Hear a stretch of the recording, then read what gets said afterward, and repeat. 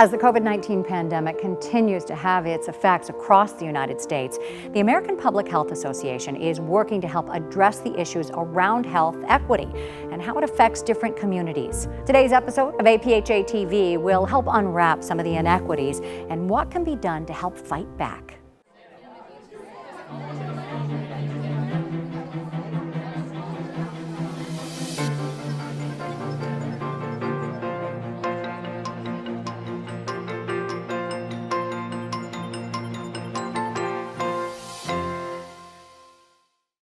Welcome back to APHA TV. I'm Dina Baer, and we are beginning day 4 of this year's APHA Virtual Meeting and Expo. Today, meet exhibitors and explore new products in the virtual expo. Learn about the devastating violence and public health crisis in the Democratic Republic of Congo. Tune in to the APHA Public Health Awards ceremony and participate in the Sunset Tweet-Up. Here to discuss how the COVID-19 pandemic is affecting communities of color is Harvard's Nancy Krieger.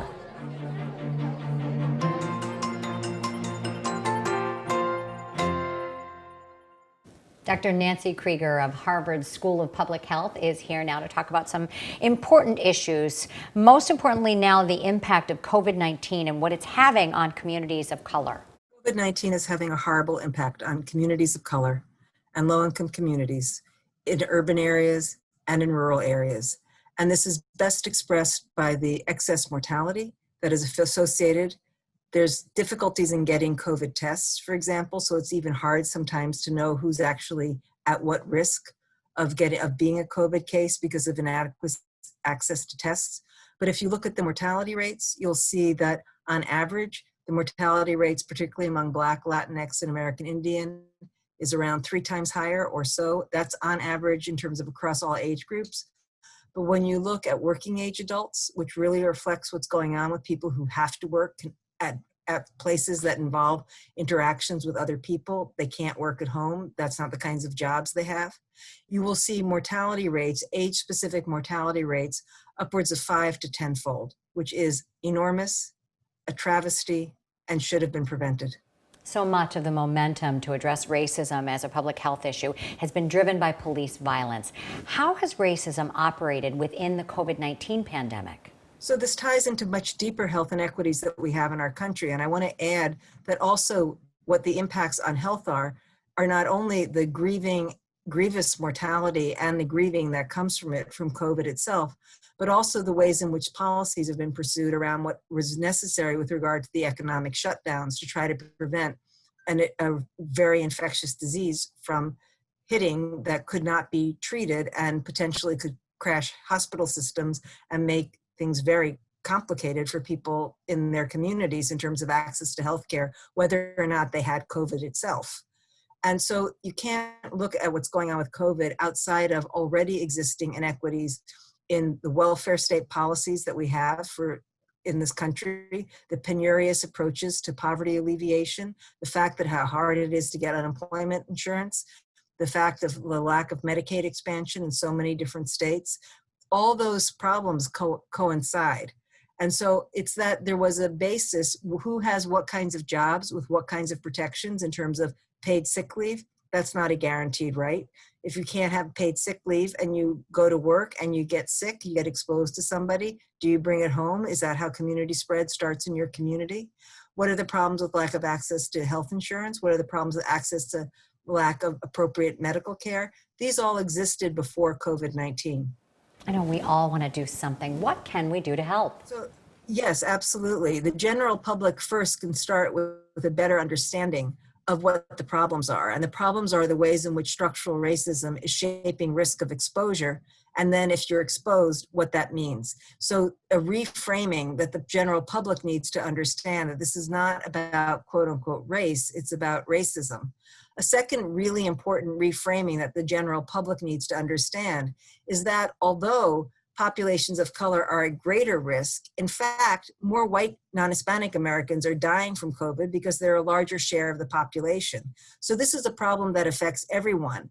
And to frame it as somehow it's uniquely a problem that is affecting Black, Latinx, and American Indian populations, it's affecting them disproportionately, but to understand the toll in the United States as a whole on the failed response that requires having a full population perspective on it. How is APHA helping disseminate the information around this issue and working to change it? So the American Public Health Association is very much helping getting good information out on what the real risks are of COVID-19, how people and communities can prepare themselves. And during the early parts of the pandemic, particularly, they were very quick to set up webinars that were very informative for scientific professionals, health professionals, and also get that information then in a form that was accessible to the general public. They've had a very informative website.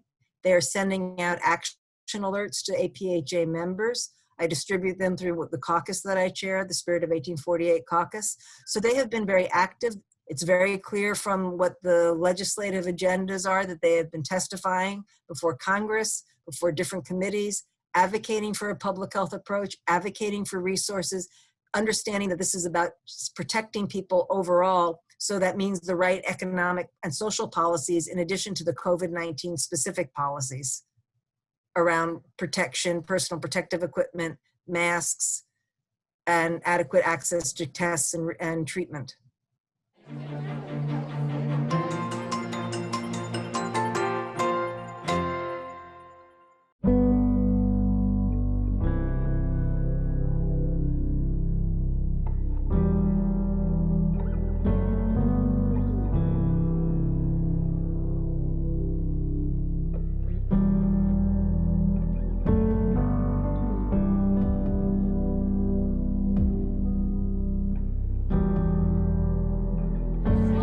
Let's begin today's tour of organizations doing amazing work in public health.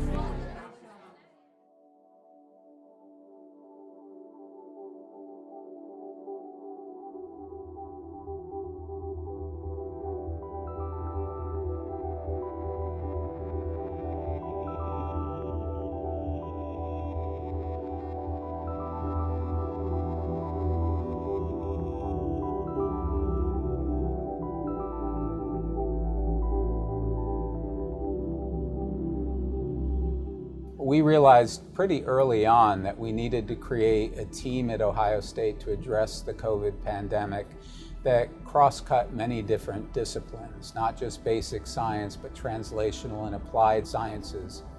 And this center brings together 46 different investigators from 5 schools.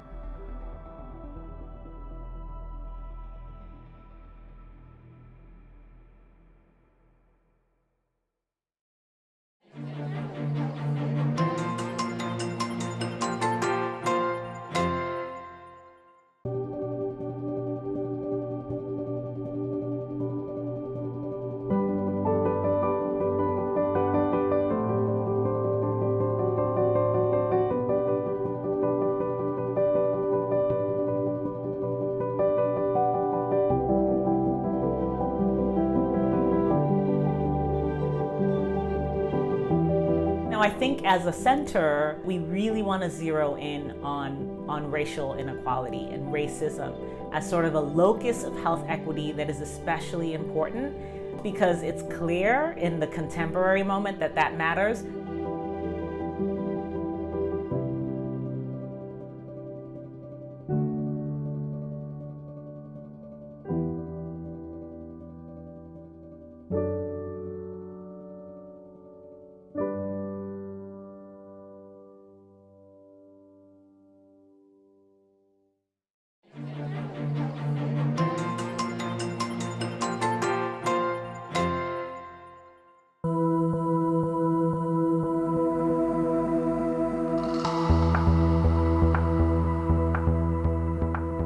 Tools and techniques like machine learning and artificial intelligence can be used to inform in near real time the work that public health is doing. We've built very large machine learning applications to really inform a referral to a provider, whether they are behavioral health, a social worker, maybe a dietitian.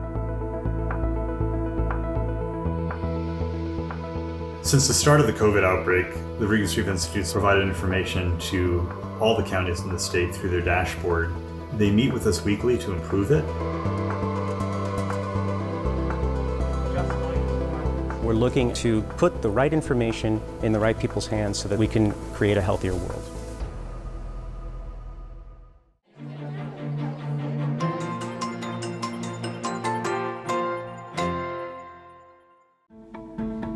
Hicieron Compromiso was formed by leaders who came together, 5 promotoras, and what they decided was that they wanted a group to represent them. They wanted to be able to come together and to build leadership and to support each other.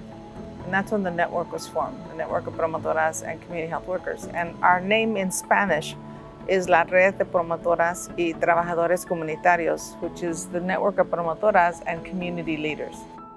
At the very beginning, I think the impact that we had is really bringing people to the table, really bringing people to not only come together, but to start to do work in unison, being able to bring to the forefront what the promotor model is, why it's so effective, and centering the promotor, and as a result, centering health equity and social equity along the way.